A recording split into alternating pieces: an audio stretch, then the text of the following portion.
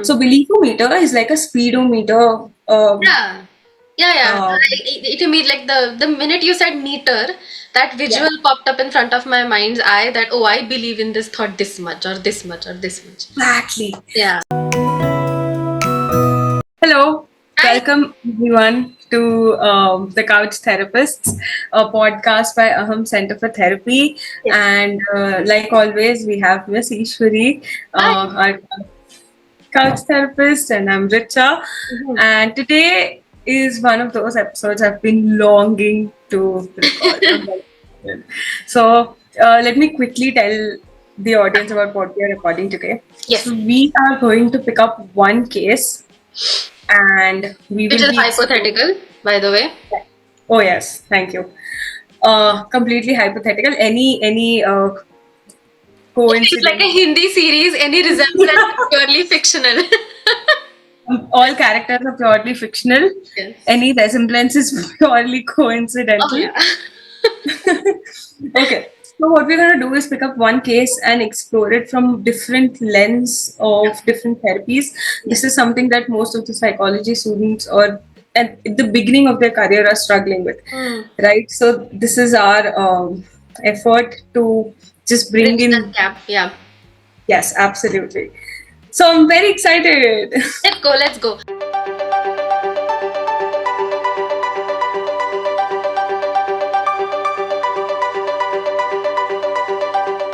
So today we are covering three main therapies, that is rational emotive behavioral therapy, which is my forte, cognitive behavioral therapy, which is Richa's forte, and acceptance and commitment therapy, which is again something that I have newly developed a lot of love for. So you will see why that is.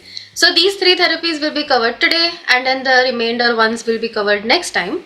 But the case will stay the same. Absolutely. And before we begin, we also want to put it out there and that we completely acknowledge that every therapist's approach, even though the theory might be same, their approach will be different. Their Absolutely. conceptualizing will be different and interventions will be different. This is Hmm. just in a nutshell Yeah. that what this might therapy do. Hmm. Right? Yeah. Okay. So I'll quickly give you a brief about the case. Yeah. So the hypothetical name is Anjali. Yeah. And Anjali is a 30-year-old female Okay. who's coming with presenting complaints of feeling anxious. Hmm. She described this anxiety Hmm. through her physiological symptoms of raised heartbeat, dry mouth, Okay. sweating, etc., etc. Hmm. And in the initial sessions, it has been known that she's struggling with generalized anxiety disorder and low self-esteem.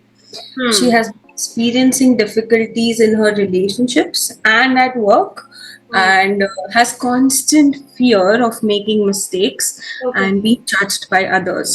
So these are Hmm. the two main spaces where she feels anxiety. Okay. Anjali has been wanting to seek help to break free from the cycle of negative thinking Hmm. and wants to improve her overall well-being. Okay. Okay. So this is Got the it. case.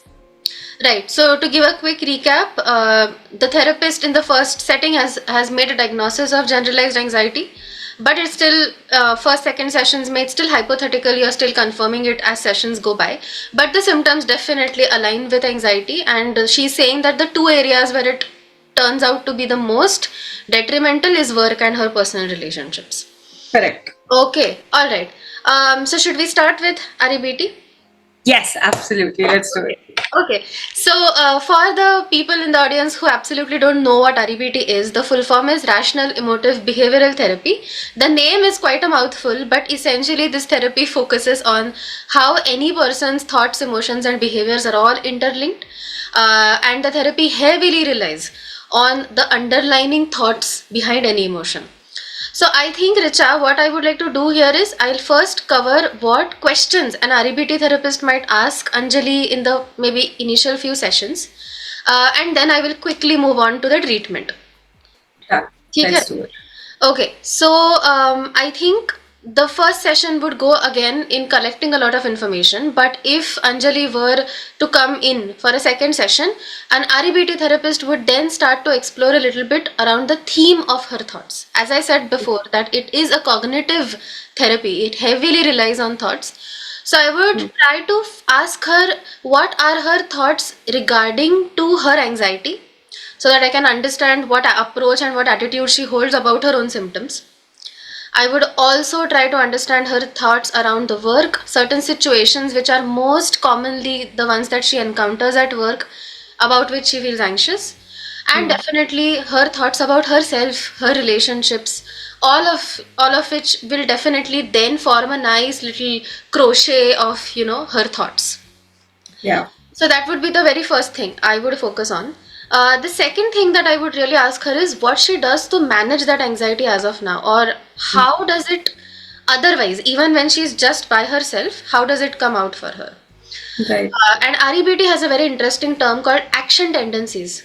So, action tendencies are essentially now, let's say that right now my overt action is that I'm talking, I am gesturing, and I'm thinking.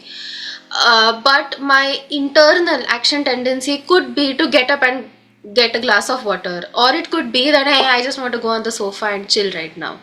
So, action tendencies are behaviors that we don't necessarily show, but we feel them. We have them somewhere in our mind that, oh, I want to do this.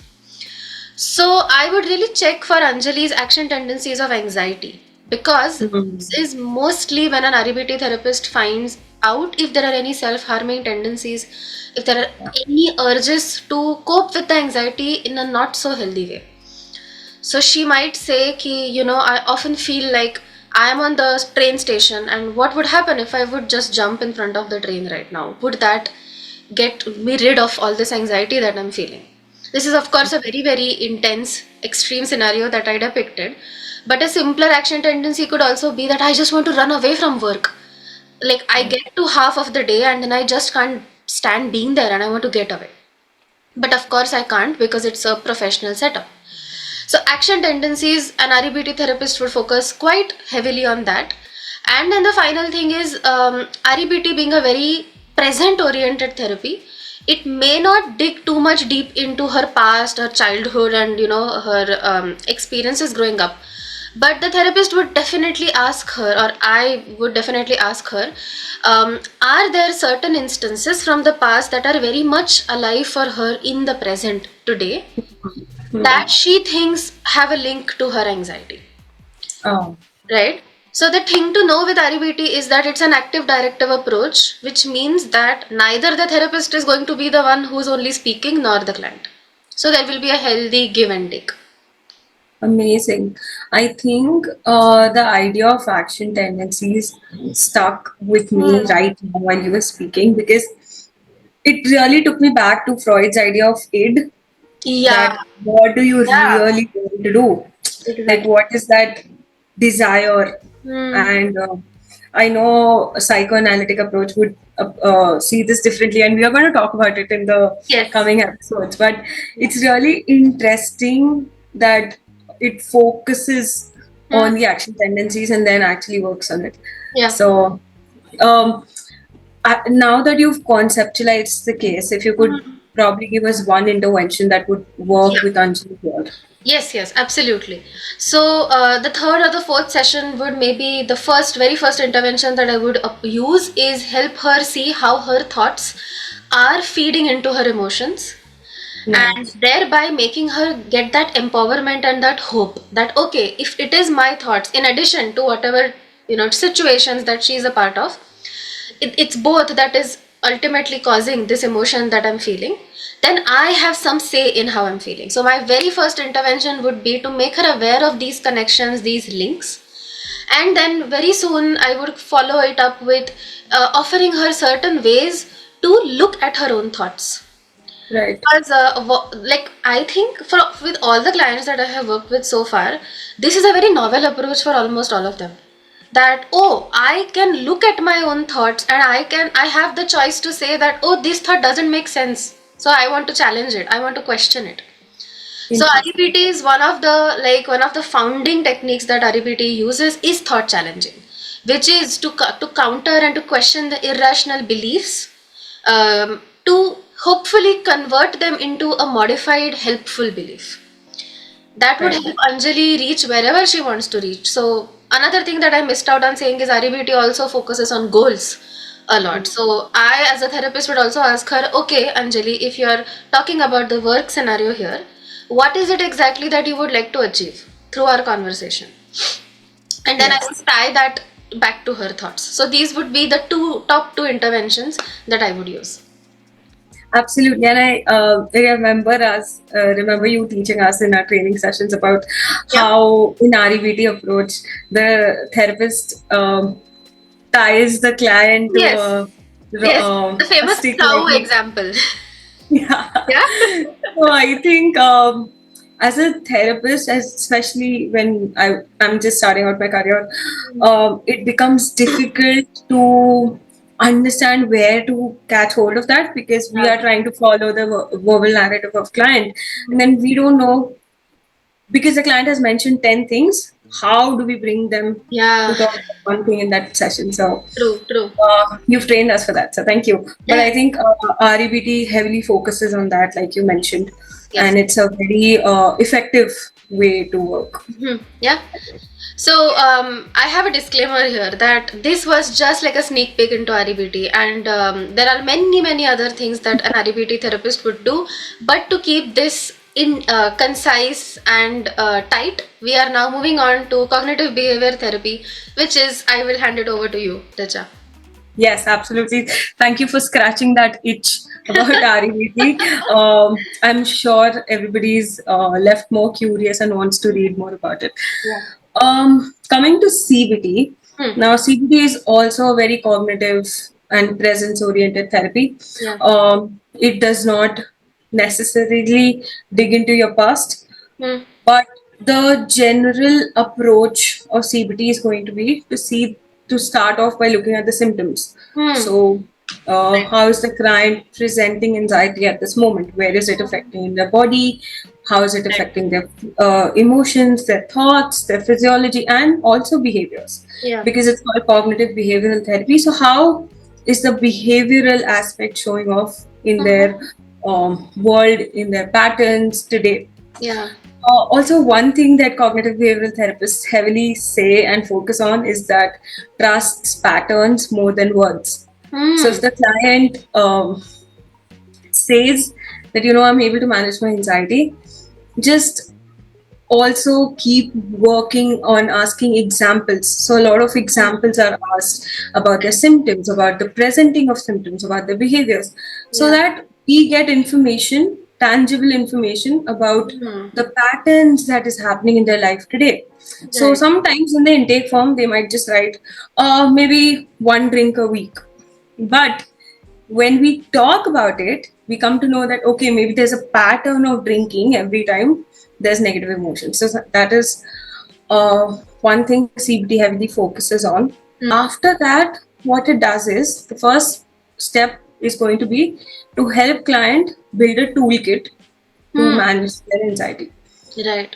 Hmm. So they'll have a toolkit with breathing exercises, with worksheets, Correct. with other tangible tools, Hmm. maybe a diary, maybe Yeah, yeah. sensory Nervous system thing. regulation and whatever works for them there, yeah.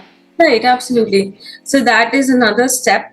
Also, very important step which is overlooked in CBT is mindfulness. Hmm. Now, a lot of people think mindfulness because CBT is very cognitive.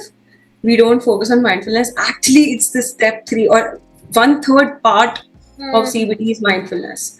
Now, mindfulness is not just grounding or like 5 4 3 2 1, but it also talks about how you feel in the body Hmm. while these things are happening to you. Yeah. So, how is your physiology affected, Hmm. and what are the thoughts related to that physiology? Correct. So, now in thoughts, also, there are two levels starting with ants, which are your automatic negative thoughts. Yeah. In short, we call them Your ants. oh shit and what am I going to do now? Kind of things, yeah. Yeah, absolutely. And then slowly, with the most famous and the powerful technique of Socratic questioning, we Yes. go to core beliefs. Hmm. Now, how once we've identified the core belief, then we start to challenge the core belief in CBT. Right. Um, how we do that? There are many different interventions. Hmm. What my favorite is, and that usually works with anxiety, is belief-o-meter. Oh. So now, how that works is you first help the client recognize that there are your thought process is never going to stop. You will always have thoughts. If you are a human, Yeah, you and in will real have life. thoughts. That acceptance only takes so much time, True. right? Yeah. Once we've crossed this point, we talk about if you are going to have thoughts, Hmm. you need to realize that all thoughts are just thoughts. You need to Hmm. choose which one to believe and which one to just treat them as a flying thought. Hmm. So, believometer is like a speedometer. Yeah.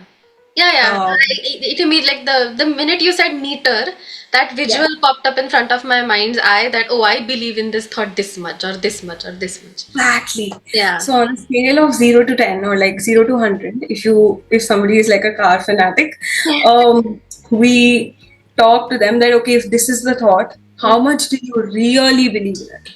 Yeah. And slowly, once there's acceptance, the client is okay. Okay. Okay. Lovely.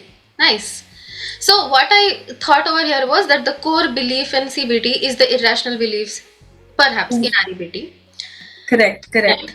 And then the mindfulness part that you spoke of, or the final thing that you just said, that the acceptance of these stages that nicely paves our way for the next therapy, that is acceptance and commitment therapy. Yes. Just to go off topic a little bit and tell you that I trained in REBT for the first 3 years of my career, or even like before I actually started practicing, I did the initial training. And for a very long time, I was like, okay, REBT, that's my main, thing. Yeah. And then sometime last year, I believe, I started reading a book on acceptance and commitment therapy, and I was so enamored by the theory, the beauty with which it combined philosophy and psychology together, that It was I then wonderful. decided to get further training in it, and now it's like I can't choose which therapy I like better, REBT or ACT. So on most days in my therapy, I just combine both. I have like a khichdi of REBT and ACT, and I love it. So Absolutely. And I just want people to know that although she said khichdi, but it's actually a very tasty khichdi. Like, I've seen her as an observer put together these two therapies very, very tactfully, which is so rare. And we definitely want to get trained in it. But yeah, please go ahead. Okay, so acceptance and commitment therapy, like the name suggests, it has two main parts to it. The first one is acceptance, and the second one is commitment. So, before we move on to understand how it will apply to Anjali, let me quickly take you through these two parts. So, like Richa was saying, that the fundamental acceptance of your own thoughts and your emotions is so rarely there that usually therapists need to start with that itself. So, acceptance from the ACT part believes on really embracing your ugliest, deepest, darkest thoughts, feelings, and emotions. So, usually we all have these secret lists that we have that, oh, if I feel really, really upset today, I am just going to go to Instagram, or I'm just going to sleep off, or I'm going to get a nice big tub of ice cream and stuff my face with it. So, these lists that we have are nothing but ways to avoid feeling really what you're feeling. So, ACT would really focus on first helping Anjali to come to terms with these feelings of anxiety that she is getting, to not condemn those feelings, because in a very paradoxical way, the more we fight against an emotion, the more we keep feeling it. So, Right. ACT would maybe first start there. And then the next part of acceptance and commitment, which is the commitment part, is that okay, once that you have embraced and accepted these big, big feelings, how do you still make meaning out of them? How do you still move in a direction that matters to you at the end of the day? Yeah. Which is why an ACT therapist, right, in the first or the second session, would really ask Anjali what matters to her in life. What career goals does she have? What values does she want to keep or embody as she is working, or as she is going about her relationships? So with CBT REBT, we focused a lot on the work part. So maybe on the acceptance thing, I can cover the how ACT would work with her relationships, the anxiety Yeah. that she feels there, right? So the very first and foremost thing that ACT would focus on is, okay, tell me more about your relationship for sure. And tell me what drew you to the relationship in the first place. Uh, 5 years or 10 years down the line, what kind of values would you feel proud of having embodied in that relationship? So Uh, this time jump also kind of makes a person think that, okay, when I look back, not when I'm looking forward, but when I look back at this situation in my life, how would I like to be? hmm. So maybe Anjali might give me a situation where she feels extremely anxious when her partner is not replying, or when her partner is acting a little bit aloof. Maybe he is in his own thoughts, in his own things. So I might ask her that, okay, 6 months down the line, what would you like to embody here? So she might say that I would like to really embody patience and understanding, that just like I have bad days, he also does. So maybe I shouldn't make it about me. And Yeah. that value will be the anchoring point for her in dealing with all those anxious symptoms that she then feels. And Beautiful. how I would, now I know that we are only talking about ACT, but how I would incorporate REBT here is then I would tie it back to the irrational beliefs that get in the way of her actually honoring these values that are clearly important. Yeah. Correct? So that was the commitment part, and perhaps the best thing that I love about ACT is this completely phenomenal concept of self as context. Hmm. And I mean, I took my own sweet time into reading about it, into understanding how, what it means for me and how I can apply it in my own life before I can apply it with clients. So, self as context, in a nutshell, is a viewpoint of looking at your own thoughts, looking at your own emotions, um, and remembering that we all have a very active thinking self in us, which is making decisions, which is talking to people, and just going about our life. And then we all have this passive observer in all of us. The passive observer is just there from the minute we are born till the minute that we are dying, that we die, and it just observes. And because it just observes, it is that one part of you that is not touched by any of the painful big emotions that you're going through. Yeah. So the best way that I can describe is that it's your own safe haven. It's something that you have inside of you, wherein, so that's a viewpoint that you can just retreat back into if you're very tired on a day, or if you're feeling so many things at a time. Yeah. And then you can look at your emotions from that viewpoint. I mean, I know it's very abstract when I talk about it this way.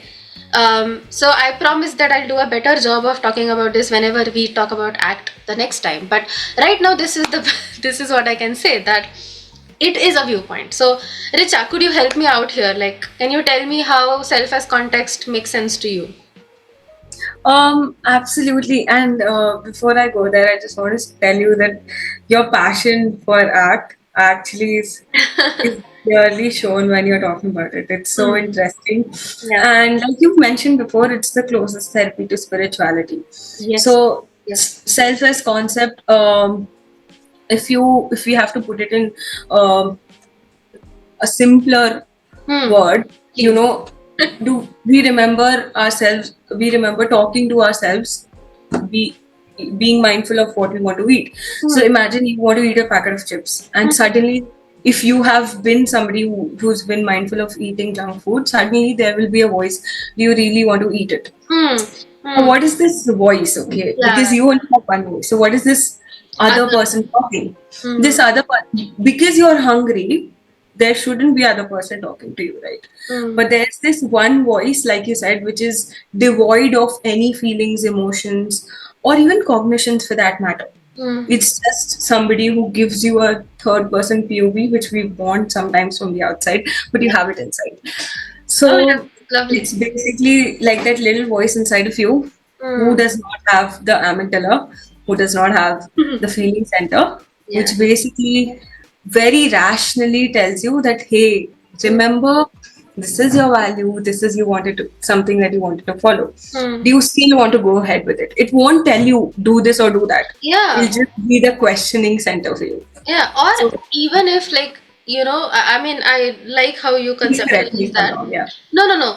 I was thinking that even if it doesn't correct you or does not say anything, maybe just that just that microsecond when you are looking in at yourself, reaching for that bag of chips. Yeah.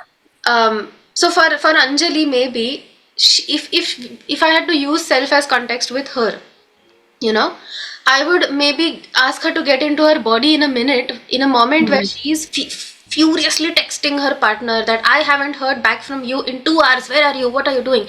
Are you okay? Did something bad happen? I would maybe ask her to just pause that and then take a third person POV and see, what do you see here, Anjali? Imagine that you're looking in to that experience. What do you see here? And that is how I would then maybe facilitate. So that viewpoint is not, does not even have any advice to offer. It's just Exactly. looking in. Exactly. So yeah, so maybe with ACT, eventually with Anjali, I would help her to embrace the feelings of anxiety when they show up, but not get carried away in them, not drown in them. Yes. Still act out of a place which is more in line with what she likes, what she wants to do, and her values. Yes. And that is how I would maybe then take the, therapy process forward. Yeah, and what I've understood out of what you're explaining right now is that ACT puts you in touch with your true intention Yeah, and your yeah, true absolutely. motive and need. Mm. Okay. Sometimes our brains fool ourselves that, I'm just checking up on my partner if he's okay. I am not anxious. But ACT is going to really point out your true intention and your need to do that. So that's really, really interesting. Awesome. So I think we have reached the end of this episode. Uh, Yes. we really very quickly took you past REBT, CBT, and ACT. Please don't be under the impression that this is all that there is to it. And if you're curious, keep coming back to Aham for to know more about all these therapies. And next week we will be looking at, Richa, what therapies we will be looking at?